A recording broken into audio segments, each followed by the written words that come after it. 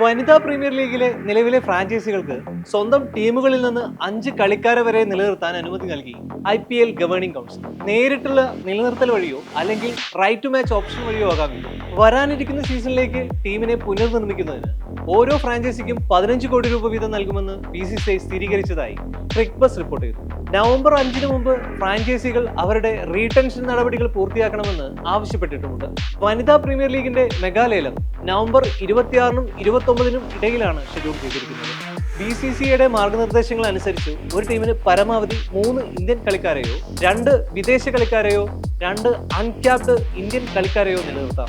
5 കളിക്കാരുടെ മുഴുവൻ കോട്ടയും നിലനിർത്താൻ ഒരു ടീം തീരുമാനിക്കുകയാണ് എങ്കിൽ കുറഞ്ഞത് ഒരാൾ അൺക്യാപ്ഡ് കളിക്കാരനായിരിക്കണം. ഈ നിബന്ധനകൾ പ്രകാരം 5 കളിക്കാരെ നിലനിർത്തുന്ന ടീമിന് 9.25 കോടി രൂപ പേഴ്സിൽ നിന്ന് കുറയ്ക്കുകയും ഒരു റൈറ്റ് ടു മാച്ച് കാർഡിന് അർഹത ഉണ്ടാകുകയും ചെയ്യില്ല. 4 കളിക്കാരെ നിലനിർത്തുന്ന ടീമുകൾക്ക് 8.75 കോടി രൂപ നഷ്ടപ്പെടുകയും ഒരു റൈറ്റ് ടു മാച്ച് അവകാശം ലഭിക്കുകയും ചെയ്യും. അതേസമയം 3 കളിക്കാരെ നിലനിർത്തുന്ന ടീമുകൾക്ക് 2 റൈറ്റ് ടു മാച്ച് ലഭ്യമാവുകയും ചെയ്യും. നിലനിർത്തിയ ഓരോ അൺക്യാപ്ഡ് കളിക്കാരനും 50 ലക്ഷം രൂപ ചെലവാകും. നിലനിർത്തിയ കളിക്കാർക്ക് നിശ്ചിത സ്ലാബുകളെക്കാൾ കൂടുതൽ തുക നൽകാനും ഫ്രാഞ്ചൈസികൾക്ക് അനുവാദമുണ്ട്.